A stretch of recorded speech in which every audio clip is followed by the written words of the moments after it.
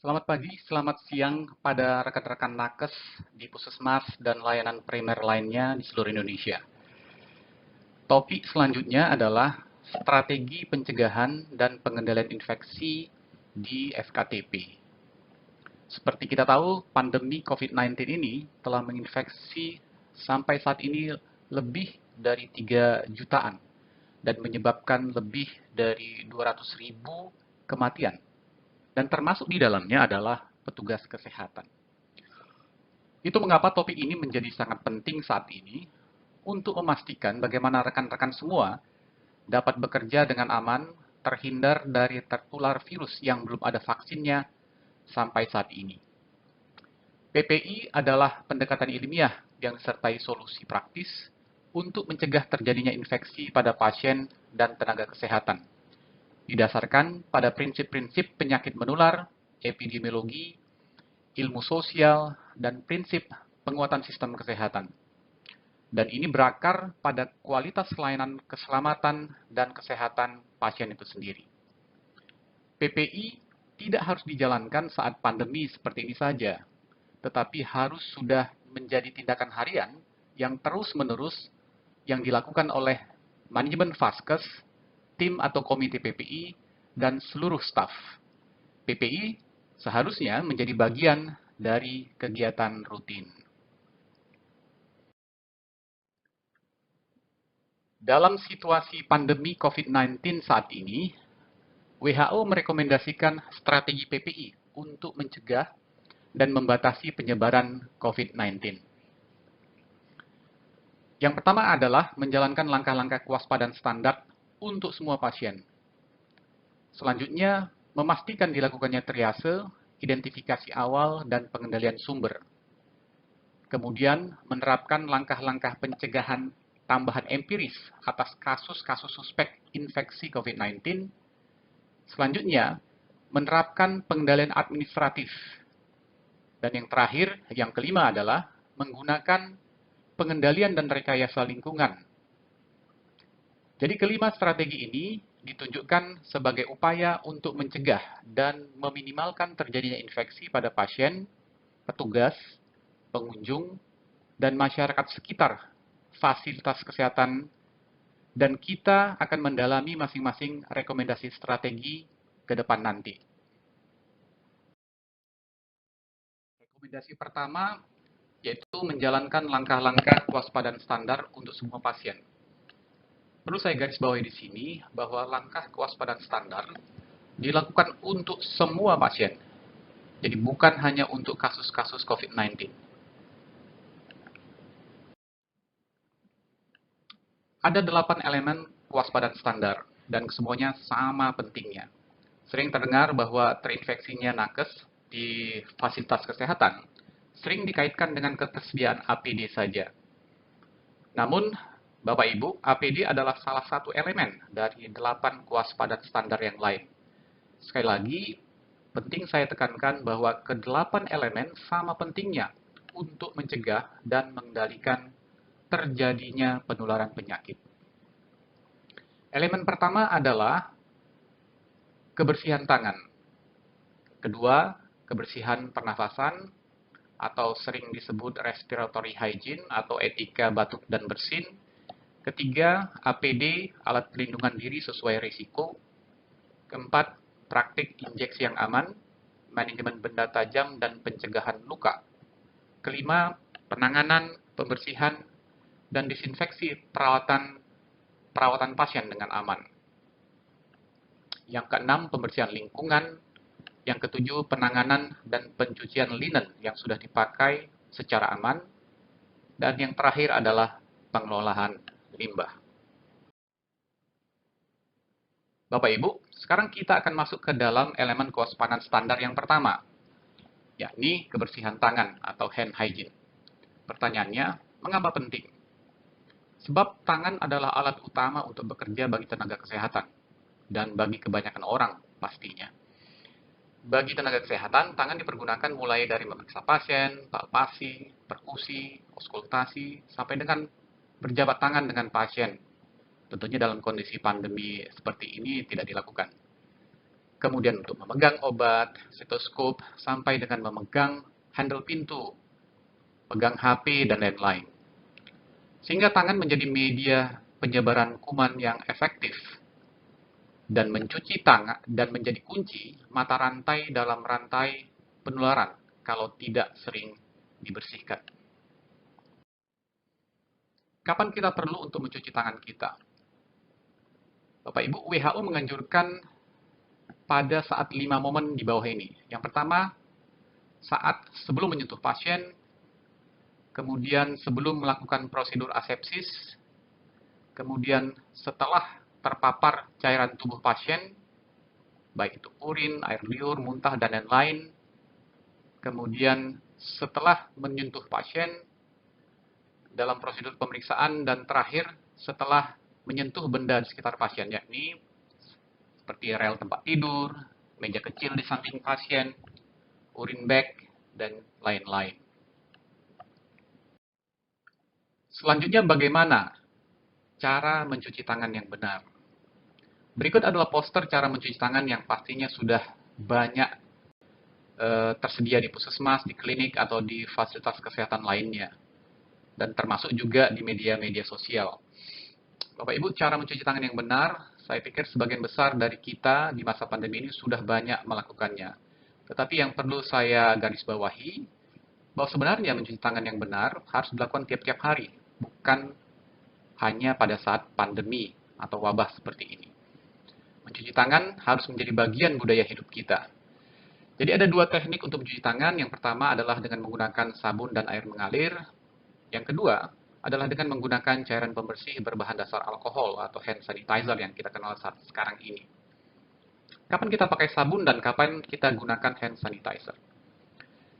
Produk pembersih tangan berbahan dasar alkohol atau hand sanitizer diutamakan jika tangan terlihat kotor. Jadi kalau tangan terlihat kotor, kita kemudian menggosok tangan seperti yang ada di gambar selama 20 sampai 30 detik. Sedangkan saat tangan terlihat kotor, cuci dengan menggunakan sabun dan air mengalir seperti yang ada di gambar, lamanya selama 40 sampai 60 detik. Waktu ini untuk memastikan bahwa seluruh permukaan tangan bisa dijangkau dan dibersihkan dari mikroorganisme yang menempel. Elemen yang kedua adalah kebersihan pernafasan atau respiratory hygiene, atau sering juga disebut sebagai etika batuk. Pertanyaannya, mengapa penting? Karena respiratory hygiene yang baik akan efektif mengurangi penyebaran mikroorganisme atau kuman penyebab infeksi saluran nafas. Sebab pada infeksi saluran nafas, kebanyakan kuman dikeluarkan pada saat batuk, pilek, dan bersin. Bagaimana etiket batuk yang benar? Pertama, saat kita batuk atau bersin, jauhkan wajah dari orang lain, bisa dengan menjaga jarak atau memalingkan wajah ke arah lain. Yang kedua, tutup hidung dan mulut dengan tisu dan segera buang tisu ke tempat sampah yang punya penutup. Ini menjadi penting karena seringkali tisu yang dipakai setelah bersin kemudian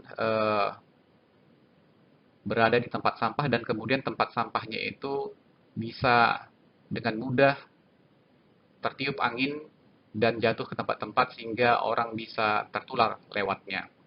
Kemudian arahkan batuk bersin ke lengan jika tidak ada tisu.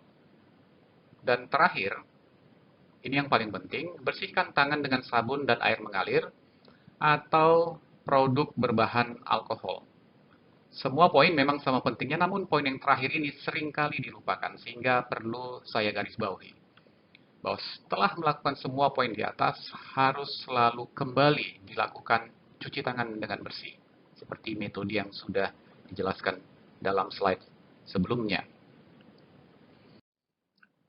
Kemudian selanjutnya, bagaimana mempromosikan dan mendorong kebersihan pernafasan di dalam area fasilitas kesehatan kita.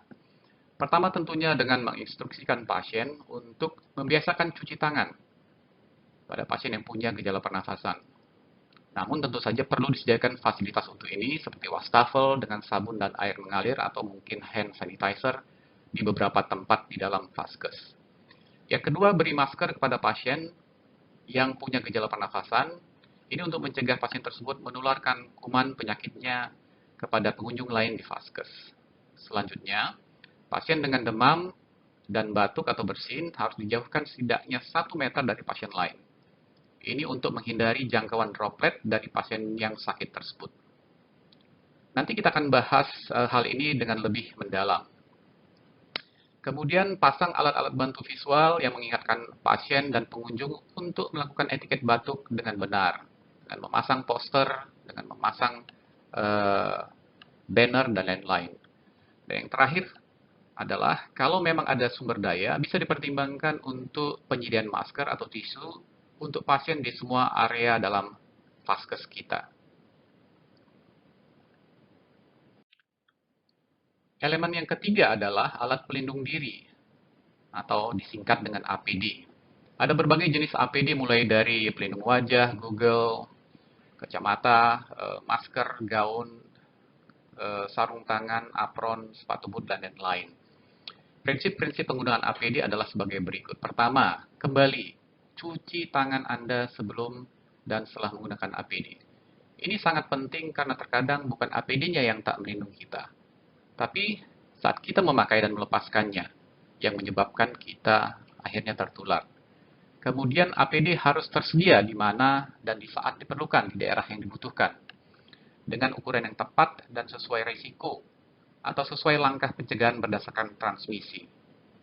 Kemudian, selalu kenakan APD sebelum memeriksa pasien, bukan saat kita sedang memeriksa. Selanjutnya, selalu lepas segera setelah tugas kita selesai atau ketika meninggalkan area perawatan pasien. Kemudian jangan pernah menggunakan kembali APD yang disposable. Jadi ada APD yang memang disposable, ada yang reusable. Jadi untuk APD disposable digunakan untuk sekali pakai dan penggunaan ulang akan membuat kita punya potensi untuk terinfeksi. Kemudian kalau memang APD tersebut memang jenis yang bisa digunakan ulang atau reusable, bersihkan dan desinfeksi APD setelah digunakan jika akan digunakan lagi. Ini adalah contoh-contoh APD mulai dari atas sampai ke bawah seperti yang tadi sudah disebutkan.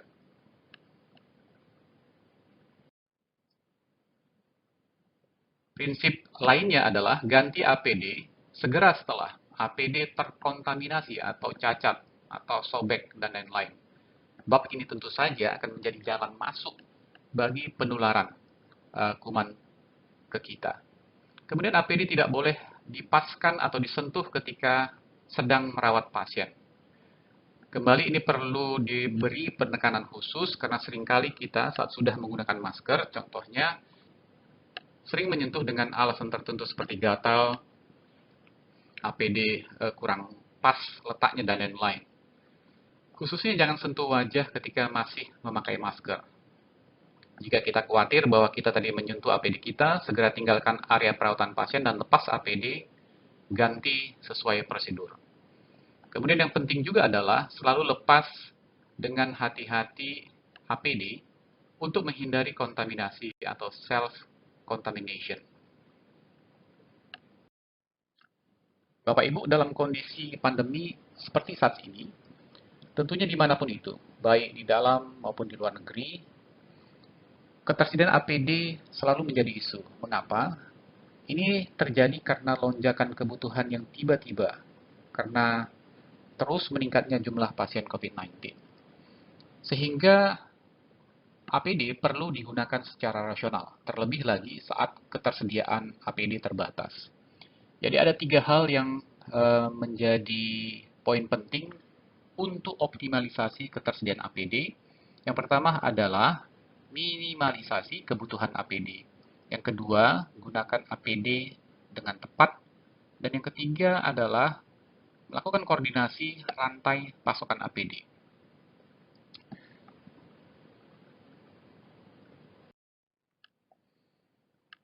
Selanjutnya adalah bagaimana cara meminimalisasi kebutuhan dalam pelayanan kesehatan.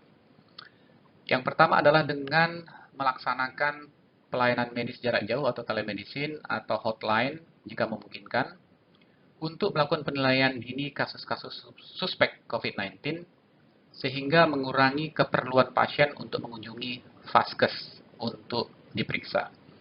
Yang kedua, gunakan pembatas fisik untuk mengurangi pajanan virus COVID-19 seperti jendela kaca atau jendela plastik.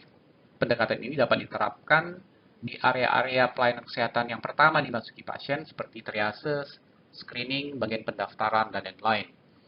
Selanjutnya adalah tunda prosedur dan perawatan inap elektif yang tidak mendesak. Jadi kurangi frekuensi kunjungan pasien kronis, laksanakan pelayanan medis jarak jauh dan konsultasi telepon jika memungkinkan. Kemudian yang selanjutnya adalah kelompokkan pasien terkonfirmasi COVID-19 tanpa koinfeksi dengan mikroorganisme menular lainnya dalam ruangan yang sama untuk merampingkan alur kerja dan memfasilitasi penggunaan APD yang diperpanjang. Dan yang terakhir adalah tunjuk tenaga kesehatan atau tim kerja yang khusus merawat pasien COVID-19 sehingga nakes tersebut dapat menggunakan APD yang lebih lama. Selanjutnya adalah batasi jumlah tenaga kesehatan yang masuk ke ruangan pasien COVID-19 jika ada tenaga kesehatan yang tidak terlibat dalam memberikan perawatan langsung. Selanjutnya, pertimbangkan penggunaan APD tertentu hanya jika berada dalam kontak erat langsung dengan pasien atau saat menyentuh lingkungan. Misalnya, jika petugas masuk ke dalam ruangan hanya untuk menyampaikan pertanyaan atau melakukan pemeriksaan visual, masker dan pelindung wajah saja yang dikenakan, tanpa harus menggunakan sarung tangan, gaun, dan scrub. Yang selanjutnya adalah pengunjung disarankan untuk tidak diizinkan mengunjungi pasien terkonfirmasi atau pasien yang probable. Tetapi jika benar-benar perlu, bisa dibatasi jumlah pengunjung atau waktu kunjungan.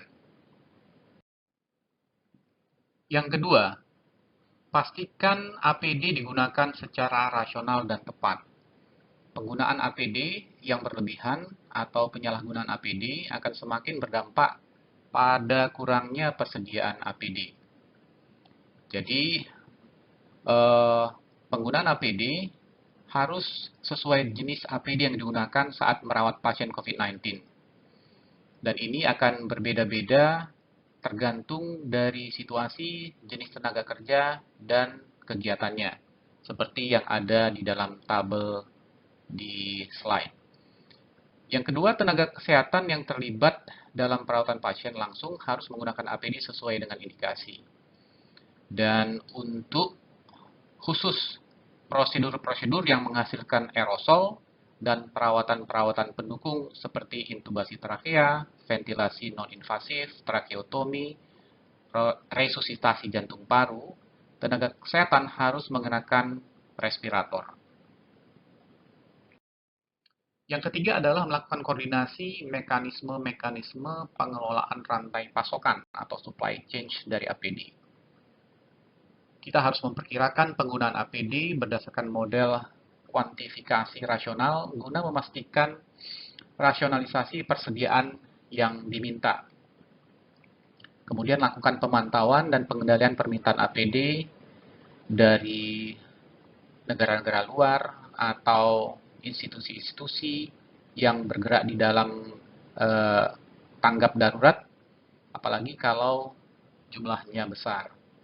Kemudian yang ketiga, melakukan pengelolaan permintaan yang terpusat supaya terhindar dari duplikasi persediaan dan untuk memastikan kepatuhan yang ketat pada aturan-aturan pengelolaan stok.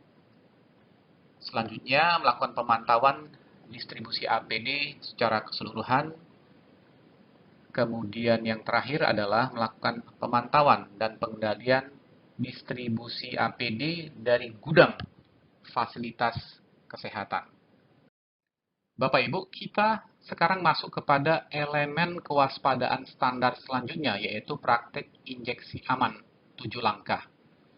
Jadi untuk praktek injeksi aman di fasilitas kesehatan, ada 7 langkah yang perlu dipahami atau yang perlu diingat. Yang pertama adalah tempat kerja yang bersih, sekali lagi kebersihan tangan, kemudian jarum suntik yang steril, wadah steril untuk obat dan pelarut, kemudian melakukan pembersihan dan antisepsis kulit, pengumpulan benda tajam dengan cara yang tepat sesuai dengan SOP, dan pembuangan limbah yang sesuai dengan prosedur.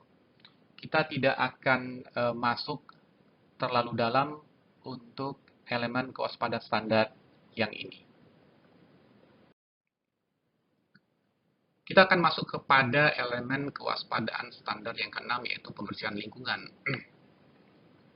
Pembersihan adalah melepaskan secara fisik material asing dan material organik seperti darah, sekresi, ekskresi, dan mikroorganisme.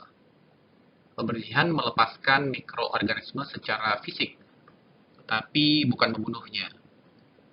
Itu biasa dilakukan dengan air, deterjen biasa, dan dengan melakukan tindakan mekanis. Prinsip-prinsip dasar pembersihan dan desinfeksi berlaku untuk semua area perawatan pasien. Sehingga selalu pastikan alat perawatan pasien dibersihkan sebelum digunakan untuk pasien yang lain. Sebab kalau ini tidak dilakukan, maka akan terjadi transmisi atau penularan dari satu pasien ke pasien lain, atau yang sering disebut dengan infeksi nosokomial. Kemudian jika memungkinkan, khususkan alat pembersihan area berisiko tinggi seperti ruang isolasi, bersalin, ini khusus, jadi tidak dipergunakan di area-area yang lain. Yang ketiga adalah persediaan alat dan bahan pembersihan harus disimpan dan digunakan hanya di area ruang isolasi.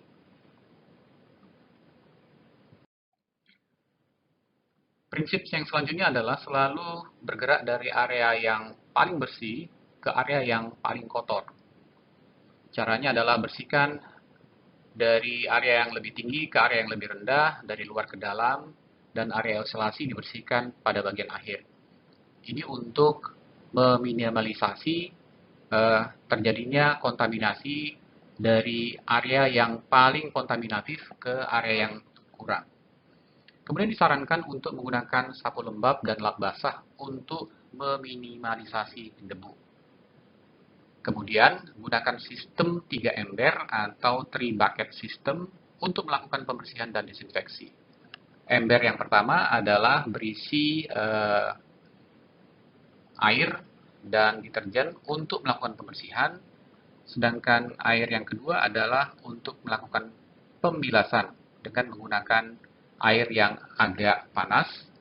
Kemudian ember yang ketiga berisi cairan desinfeksi, biasanya berisi larutan yang mengandung klorin untuk melakukan desinfeksi. Kemudian menggunakan air yang bersih, dan yang paling akhir adalah bahwa penyemprotan desinfektan tidak disarankan karena ketika dilakukan penyemprotan akan terbentuk aerosol, dan aerosol ini ketika kena mukosa, baik mukosa saluran nafas atau mata, akan berbahaya bagi orang-orang yang berada di sekitarnya, termasuk orang yang melakukan pembersihan itu sendiri. Selanjutnya adalah penting diingat bahwa prosedur pembersihan lingkungan dan desinfeksi diikuti dan dikerjakan secara konsisten dan tepat. Jadi bukan hanya pada saat terjadi wabah, tetapi dilakukan tiap hari secara rutin. Prosedur pembersihan dengan air dan deterjen dan menggunakan desinfektan dengan konsentrasi yang biasa digunakan di fasilitas kesehatan, termasuk juga puskesmas, yaitu dengan menggunakan natrium hipoklorit atau cairan pemutih atau etanol 70%. Ini sudah efektif dan memadai untuk membunuh kuman, termasuk juga kuman COVID-19. Selanjutnya, Alat dan perlengkapan medis, termasuk alat makan dan limbah medis, harus dikelola sesuai dengan prosedur. Jadi hal-hal ini juga penting untuk dikerjakan di Vaskes untuk menghindari penularan dari satu pasien ke pasien lain, dari satu pasien ke petugas kesehatan, atau dari pasien ke pengunjung. Selanjutnya adalah elemen kewaspadaan standar pengelolaan limbah. Jadi saya singkat saja mungkin di sini. Yang pertama yang perlu diingat adalah bahwa semua limbah harus diminimalisasi, kemudian dipisahkan apakah itu limbah infeksius, non-infeksius, atau limbah tajam.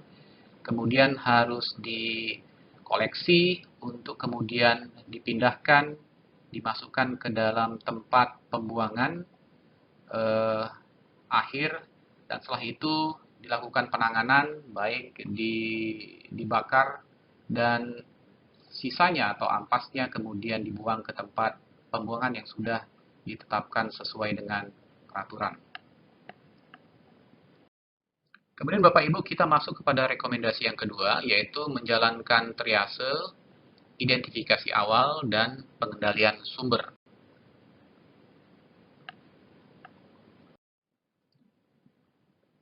Yang pertama adalah melakukan triase.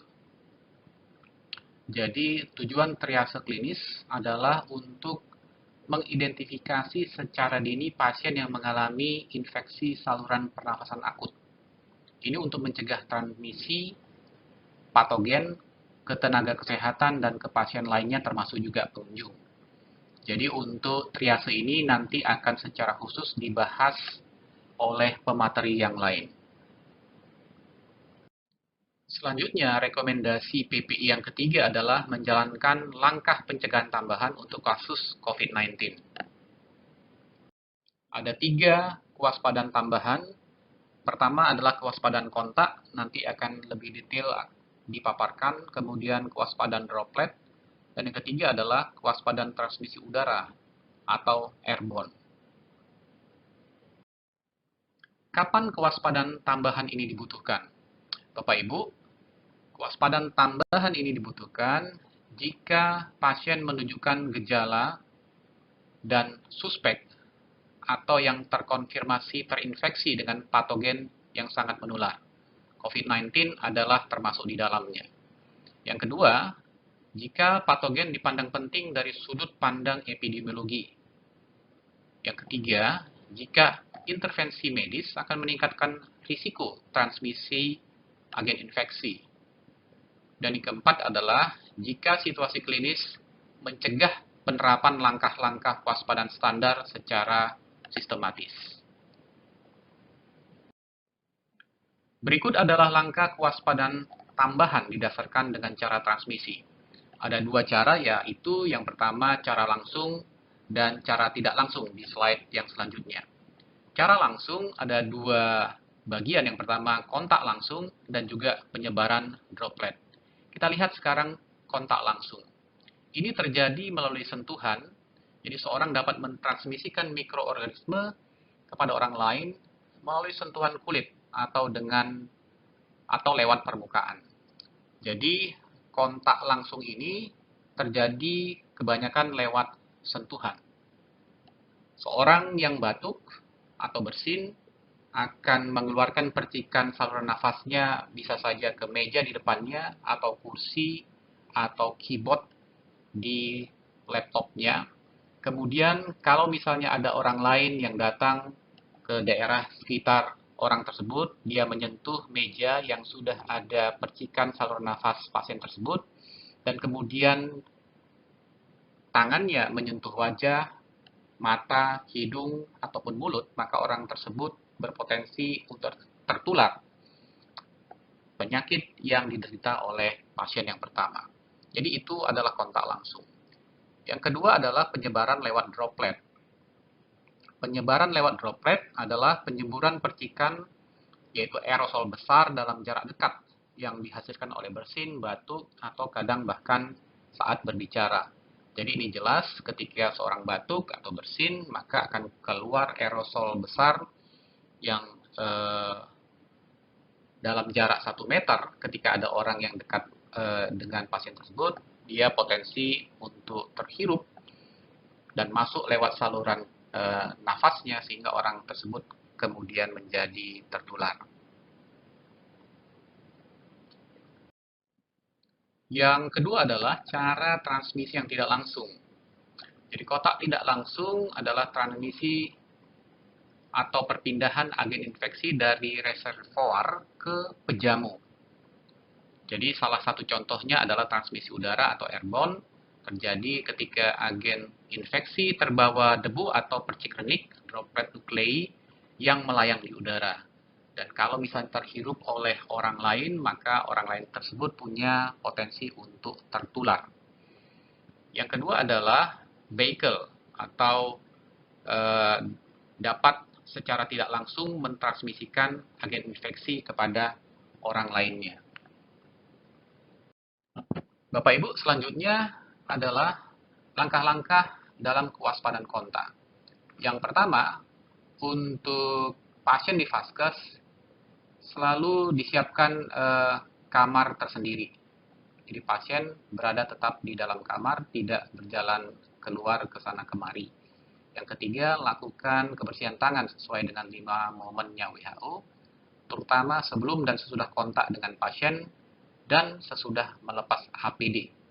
Ini yang sering terlupakan. Yang selanjutnya, jangan menyentuh mata, hidung, mulut, walaupun kita pakai sarung tangan, sebab itu tetap akan menularkan atau mentransmisikan kuman ke dalam tubuh kita.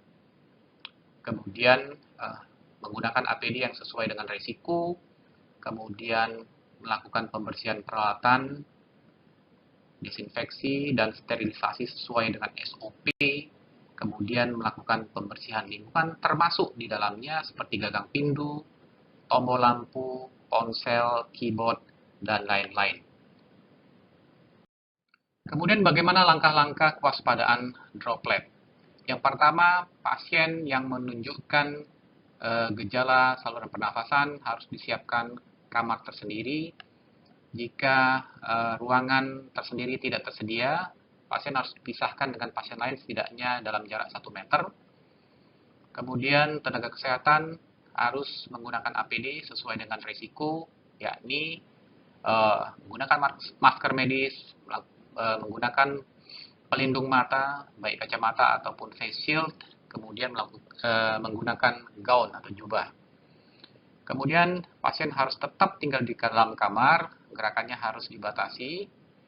Jika pasien harus dipindahkan, harus bergerak dari dalam kamar, maka pasien wajib mengenakan masker medis dan menggunakan rute perpindahan yang sudah ditentukan. Ini untuk meminimalisir paparan pasien yang bergejala tersebut ke pasien lain, ke staf puskesmas yang lain, dan juga ke pengunjung yang lain. Berikut adalah langkah menggunakan alat pelindung diri, termasuk jubah, tetapi ini akan dijelaskan secara lebih rinci oleh Dr. S.H. Manulang dalam materinya.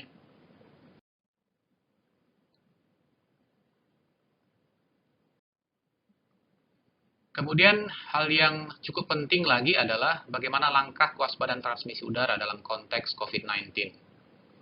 Langkah kewaspadaan transmisi udara atau airborne hanya, sekali lagi, hanya untuk prosedur yang menghasilkan aerosol seperti bronkoskopi, intubasi trachea, dan resusitasi jantung paru. Jadi untuk kegiatan-kegiatan yang ketika dilakukan menghasilkan aerosol inilah dipergunakan langkah kewaspadaan transmisi udara atau airborne. Hal-hal berikut ini adalah hal yang wajib. Pertama, lakukan kegiatan tersebut di ruangan tunggal dengan ventilasi yang memadai, bisa dengan ventilasi alami dengan aliran udara sekitar setidaknya 160 liter per second per pasien, atau di ruangan bertekanan negatif. Kemudian APD yang digunakan adalah APD untuk transmisi kontak, APD untuk transmisi percikan, plus ganti masker medis dengan N95 atau FFP2 atau yang setara. Selanjutnya kita masuk ke rekomendasi PPI yang keempat, yaitu pengendalian administratif. Pengendalian administratif dalam PPI berhubungan dengan petugas kesehatan yang ada di Vaskes. Yang pertama adalah penting sekali untuk menyediakan pelatihan cukup untuk petugas. Sebaiknya pelatihan ini dilakukan secara rutin, bukan saat terjadi pandemi atau wabah. Yang kedua adalah memastikan rasio pasien dan staf yang memadai. Ini sangat dibutuhkan, terlebih ketika jumlah pasien meningkat tajam di fasilitas kesehatan kita. Jadi, upaya untuk memastikan rasio pasien dan staf yang memadai penting untuk memaintain ketersediaan tenaga di tengah-tengah pandemi yang sedang dihadapi. Yang ketiga adalah membangun proses surveillance infeksi saluran pernafasan akut yang berpotensi disebabkan virus COVID-19. Selanjutnya, memastikan tenaga kesehatan dan termasuk juga masyarakat memahami pentingnya untuk segera mencari layanan kesehatan ketika mereka punya gejala yang mirip dengan virus COVID-19. Jadi, kesadaran di tengah-tengah masyarakat juga penting untuk dibangun. Ketika mereka punya gejala flu-like syndrome, contohnya, mereka harus segera mendatangi layanan kesehatan untuk mendapatkan pertolongan. Dan yang terakhir adalah melakukan pemantauan kepatuhan petugas dalam tindakan kewaspadaan standar dan menyediakan mekanisme untuk perbaikan. Jadi harus ada pihak tertentu, orang tertentu yang memantau kepatuhan petugas dalam melakukan kewaspadaan standar. Ini untuk menjamin bahwa nakes di Vaskes tersebut terhindar dari tertular virus COVID-19 ini. Dan yang kedua juga untuk memastikan bahwa seluruh tenaga kesehatan termasuk juga pasien yang ada di dalam Vaskes bisa terhindar dari infeksi-infeksi yang bisa diprevensi. Dan rekomendasi PPI yang terakhir, yang kelima adalah pengendalian dan rekayasa lingkungan. Prinsip pengendalian dan rekayasa lingkungan adalah untuk memastikan seluruh elemen di dalam lingkungan Vaskes mendukung pencegahan dan pengendalian infeksi yang ada. Jadi yang pertama adalah pastikan ventilasi yang memadai di semua area Vaskes. Jadi bukan hanya di tempat perawatan, tapi juga di ruang-ruang lain di dalam puskesmas atau klinik. Yang ketiga, lakukan pembersihan lingkungan yang memadai secara rutin, bukan saat terjadi wabah. Yang ketiga adalah pemisahan minimal 1 meter antar pasien. Ini harus terus dilakukan untuk menghindari infeksi antar pasien. Selanjutnya, memastikan bahwa prosedur pembersihan dan desinfeksi dilakukan secara konsisten dan benar dengan air dan deterjen dan menerapkan desinfektan rumah sakit yang umum digunakan. Jadi bukan desinfektan yang terlalu canggih, sebab desinfektan yang biasa digunakan di Vaskes juga sudah mumpuni dan sudah sangat efektif. Selanjutnya adalah mengelola linen atau binatu, kemudian peralatan makanan, limbah medis sesuai dengan prosedur yang berlaku.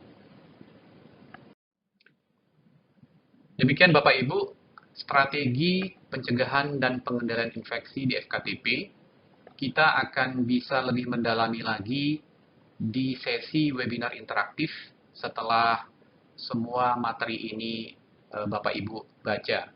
Jadi berikut adalah sumber bacaan untuk COVID-19, terlebih untuk materi pencegahan dan pengendalian infeksi. Terima kasih buat perhatiannya.